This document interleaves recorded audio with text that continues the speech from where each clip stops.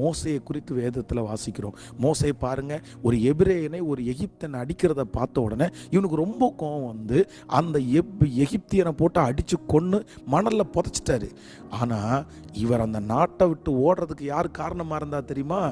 எந்த எபிரேயனுக்காக அவர் நின்னாரோ அடுத்த நாள் 2 எபிரேயர்கள் சண்டை போட்டுட்டு இருக்காங்க. இவர் போய் கேட்குறாரு, ஏப்பா நீங்கள் சகோதரர்கள் சண்டை போடலாமா? உடனே அவன் சொல்கிறான், நேற்றைக்கு நீ பண்ணது ஞாபகம் இல்லையா, நான் அவனை போட்டு கொடுக்க மாட்டேனா?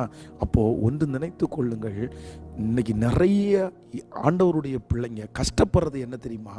கருணை காட்டக்கூடாதவர்களுக்காக கருணை காட்டுறதுனால. பிசாசுக்கு நம்ம கருணை காட்ட முடியுமா? இவ்வளோ தீமைன்னு தெரிஞ்சு கூட நம்ம கருணை காட்ட முடியுமா? பாருங்க, கேட்டால் என்ன சொல்லுவாங்கன்னு தெரியுமா? எனக்கு ரொம்ப இறக்க குணம் ஜாஸ்தி, நான் ரொம்ப இறங்குறவன். ஆண்டவருடைய பிள்ளைகளே, இன்னைக்கு பாதிக்கப்பட்டு நிற்கிறது நீங்கள் தானே, அவமானப்பட்டு நிற்கிறது நீங்கள் தானே. கருணை காமிச்சு அந்த மனுஷன் உங்களுக்கு என்ன பண்ணா? தீமை தானே. சிலருடைய குணத்தை மாற்ற முடியாது, சிலருடைய கேரக்டரை மாற்ற முடியாது, சிலர் அப்படியே தான் இருப்பாங்க. கருணை காண்பிக்கிற நம்ம தான் வெட்கப்பட்டு போய் நிற்போம். அவங்களுக்கு அவ்வளோதான், தூக்கி போட்டு இன்னொரு இடத்துல போயிட்டே இருப்பாங்க. அதனால் ரொம்ப கவனமாக இருங்க.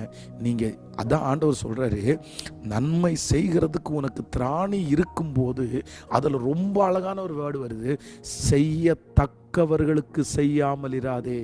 அப்படின்னா அந்த இடத்துல ஆண்டவர் என்ன பண்ணுறாருன்னா, செய்யத்தக்கவர்கள்னு ஒருத்தங்க இருக்காங்க, எல்லாருக்கும் செஞ்சிடாத, செய்யத்தக்கவர்களுக்கு. அப்போ அதை ஆண்டவர் சொல்லி வச்சிருக்கிறார்ல. நம்ம கருணை காண்பிக்கிறதுக்கு கண்டிப்பாக வரைமுறையோடு தான் காமிக்கணும். அந்த கருணை காண்பிக்கிறதுக்கு அந்த நபர் சரியான நபரானு பார்த்து தான் நீங்கள் வந்து பண்ணணும். ஒரு நடந்த சம்பவம் என் இருதயத்தை ரொம்ப பாதிச்சிருச்சு. ஒரு சிஸ்டர் பாருங்கள், அவங்களுக்கு கடன் வாங்கி கொடுத்துட்டாங்க. அவங்க வந்து தன்னுடைய கணவனார் ஃபாரினில் ரொம்ப கஷ்டப்படுறாரு, எப்படியாவது எனக்கு கொஞ்சம் பணம் வாங்கி கொடுங்கன்னு உடனே இவங்க நகை அதெல்லாம் வாங்கி பக்கத்தில் இருக்கவங்கள்ட்ட வாங்கி காசை வாங்கி கொடுத்தாங்க.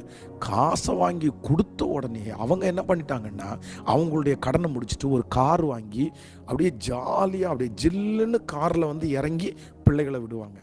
ஆனால் கடன் வாங்கி கொடுத்தாங்கல்ல, இவங்க நாளுக்கு நாள் ஒடுங்கி போய் இந்த கடனை இவங்க திருப்பி கொடுக்காம குடும்பமே ஒன்றும் இல்லாமல் போயிடுச்சு.